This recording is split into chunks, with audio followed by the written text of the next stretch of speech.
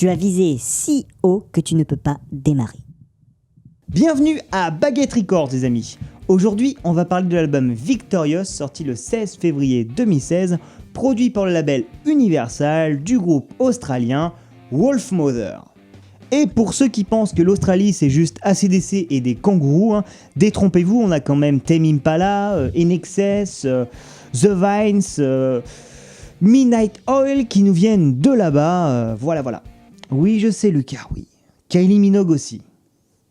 Mais ce qui nous intéresse aujourd'hui, c'est bien le projet de Andrew Stockdale, Wolfmother, qui est un groupe que vous connaissez sûrement déjà grâce à leur premier album, sorti en 2005, qui était très originalement de façon sobre appelé Wolfmother, et grâce surtout à leur single Woman, extrait quand même.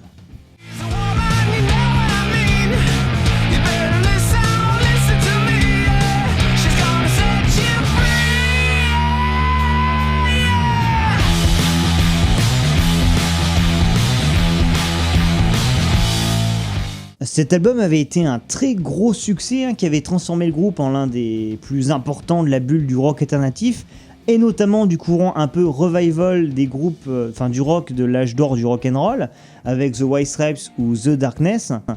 Le son de l'album reprenait de très grosses influences de gros noms du hard rock comme Black Sabbath ou Led Zeppelin en simplement plus dynamique et rapide. Et c'est ce qui a fait le succès du groupe, ce retour aux sources qui a plu à pas mal de monde, y compris moi. Sauf qu'au fil de leurs albums, Cosmic Egg en 2009 et le suivant New Crown en 2014, le son de leur album reprenait de grosses influences de gros noms du hard rock comme Black Sabbath ou Led Zeppelin, simplement plus dynamique et rapide.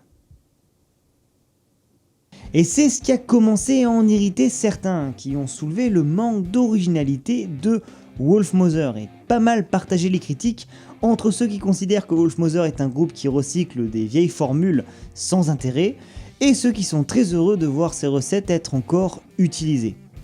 C'est d'ailleurs un peu ce que j'avais dit par rapport au groupe The Vines dans une review précédente, et de toute façon c'est un groupe qui marche dans le sillon de Wolfmother, donc c'est assez logique. En tout cas, il n'y a pas de secret, ça dépend de ce que vous venez chercher. En tout cas, le groupe a été assez clair sur ses intentions, donc bon. Et c'est ce qui nous amène à cet album Victorious qui, sans grande surprise, s'inscrit dans la lignée des influences des albums précédents, avec Fogat ou Boston pour en citer d'autres, mais c'est optionnel. Ce qui n'est pas un défaut si on prend le groupe pour ce qu'il est. D'autant plus que l'album a plusieurs côtés intéressants. D'abord au niveau de la production générale, Stockdale a fait appel au producteur Brendan O'Brien, qui est un producteur qui est à l'origine des albums de Bruce Springsteen, de Run Against, de Rage Against the Machine, où il a travaillé avec Rick Rubin, les albums de Pearl Jam ou des Stone Temple Pilots. Bref, il a de l'expérience le bonhomme, même s'il a tendance à rendre les choses un peu lisses et grandiloquentes, mais ça c'est sûrement à force de travailler avec Springsteen. Les riffs sur cet album sont très lourds, c'est surtout ce qui fait l'attrait du disque, sur des titres comme Gypsy Caravan, Eye of the Beholder ou Baroness. Le jeu de guitare sur City of Light est aussi génialissime, d'ailleurs je pense que c'est le meilleur titre de l'album. Et au niveau du chant, la voix de Andrew Stockdale, qui est très tirée, un peu à la manière de Ozzy Osbourne ou Justin Hawkins, flirte avec le désagréable sans jamais franchir la ligne. Ce qui sert pas mal à la dynamique du truc, notamment sur les titres principaux, toujours Victorious, Baroness et City of Light. Et le titre que j'ai le moins apprécié sur cet album, ce qui me fait me dire que Wolfmother fait bien de rester dans la même sphère musicale à base de riffs bien baveux, c'est la ballade pop indé Pretty Peggy. Et si vous voulez, ça n'a rien à voir avec le côté surprenant d'entendre ce titre la première fois, puisque cet album est sorti depuis un petit moment, je l'ai retourné et retourné l'enfoiré.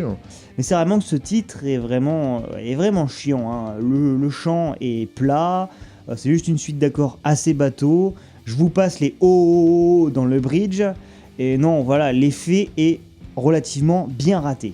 Mais voilà, le problème de cet album, un peu comme dans la discographie générale de Wolfmother, c'est que même si on embrasse le côté groupe honorant les anciens à fond, il n'y a aucune prise de risque et du coup les titres se ressemblent un peu trop, ce qui donne un aspect rébarbatif à cet album. Si cet album devait être un objet, ce serait une canette de Coca-Cola. Le goût n'a rien de surprenant, mais ça pique toujours. Et je vous le conseille à 65%, surtout si vous aimez le bon vieux rock'n'roll ou que cet été vous voulez vous faire sécher sous le soleil sur du sable bien brûlant en écoutant du bon vieux rock'n'roll. Voilà. En attendant la prochaine vidéo, je vous dis bisous, et n'oubliez pas que vous pouvez vous abonner, partager la vidéo, me suivre sur les réseaux sociaux, Facebook où je suis relativement actif, Twitter où je suis absolument pas actif, mais bon, vous pouvez quand même vous abonner, on sait jamais, si jamais un jour je deviens fan de Twitter, on ne sait pas, voilà.